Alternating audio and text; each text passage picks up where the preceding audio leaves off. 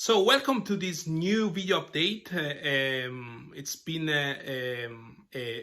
2 weeks very interesting. The last weeks because I just want to share with you what happened and just to give you two point. The first one I want to talk about to you about Ricardo and Noemi, a couple that are leader and that I have been discipling for the last 2 years. And then they work, about disciple making through the local church. And then I want to talk to you about Vincenzo, our guy for the youth movement, the leader in the South. So that's I want to share with you the story with you about them because it's very encouraging for me. I did a short, and I want to ask you if you want to go ahead, and look at our YouTube channel. I did a short like leadership about obedience. It's not about results. And also other things I'm thinking like if leadership is about results, I am scared to feed my pride. If I leadership about obedience, I'm sure that I am feed my humility in Christ. So I just want Christ live through me and let him do his work. So if you want to go ahead and watch these shorts, shorts is 1 minute, but I just wanna tell you that really obeying in the movement is critical because when we challenge a situation that we don't see results, that's tough. Especially for me, it's very difficult not see action, but I learned to obey.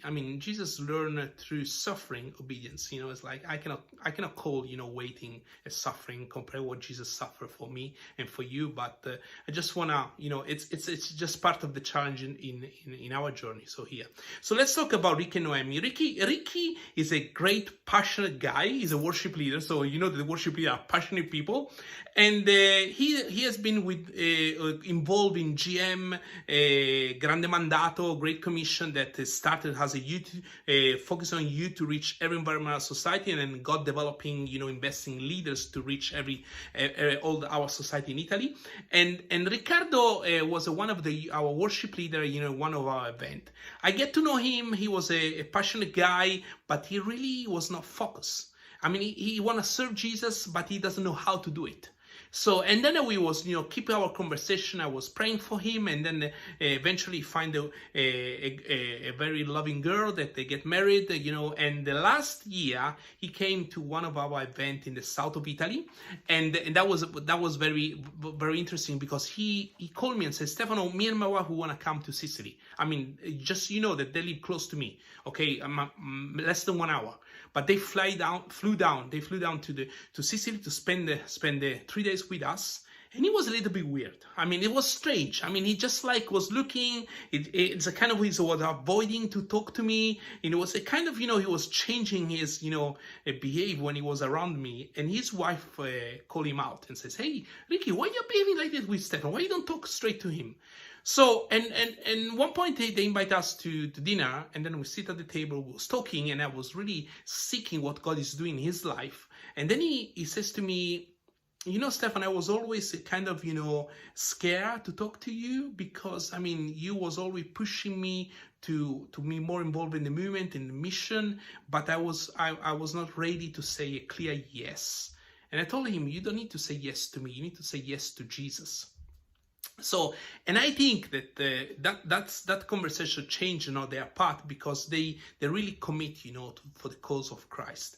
They have passion, and we start to talk about. I help them in the process of understanding, which is the vision, the calling that God put on them, and then we discuss, we talk, and they start to come every other week for a weekend to our house, and then we have this great journey to look at Jesus' life and how the strategy of Jesus helped them to really very narrow focus on make disciple.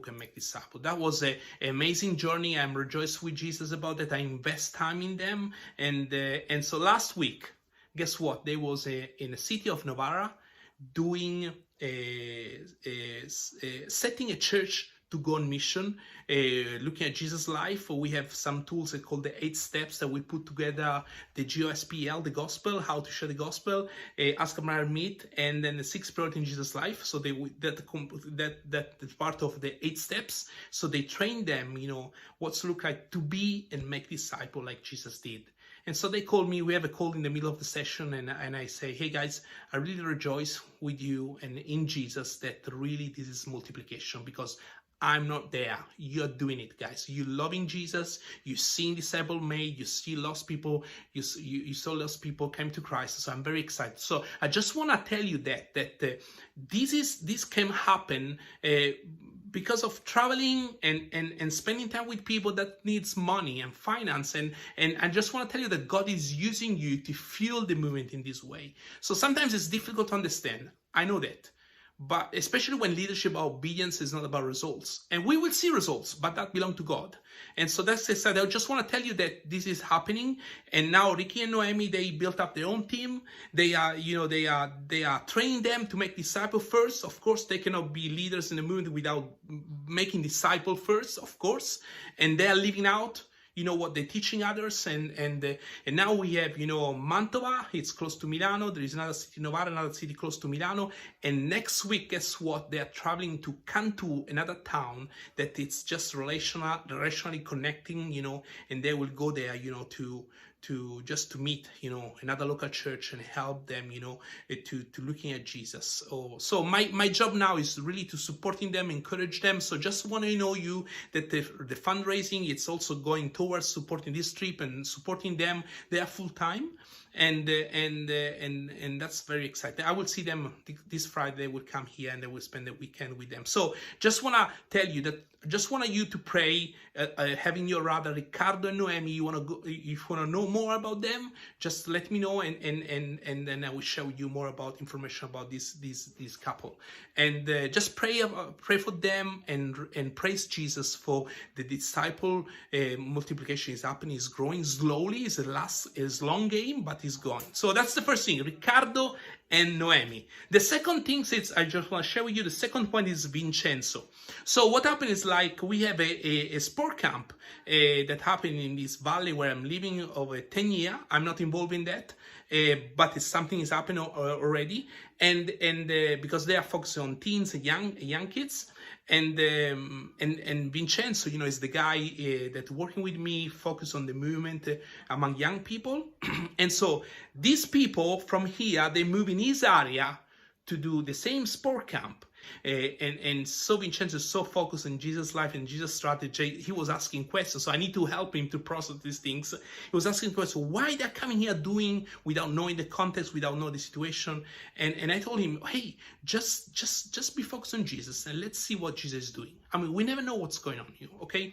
So the first year he was not able to join to help them, but the second year, this year, he was spending a week with them, and he called me after this weekend, tell me this story that he was asking Jesus, which is the goal that he wants for him to be involved in this event.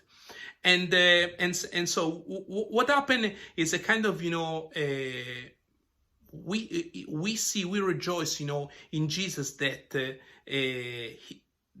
everything fit together. So the big picture fit together, and sometimes, when we collaborate with others, we don't understand each other. I stop to ask questions why people are doing what they're doing, because I never know, what God is doing in their life. And I told Vincenzo, hey, the same things, we never know their heart. We just need to look what Jesus is doing, not what people are doing. And so it was amazing. So they connected. Vincenzo was able also to connect more strongly with young people from another church, and now they are talking together to see if they can, partnering somehow, to see the movement growing among young people. So he was so excited to see that, and he was, was struggling, at the beginning, because sometimes, we see things in our perspective. We just see, things like, and asking why they are coming from outside, and there is no strategy, there is no follow up next, there is nothing happening, because we cannot see everything. But if we just, lift up our eyes and look at Jesus and ask him, okay, what you are doing.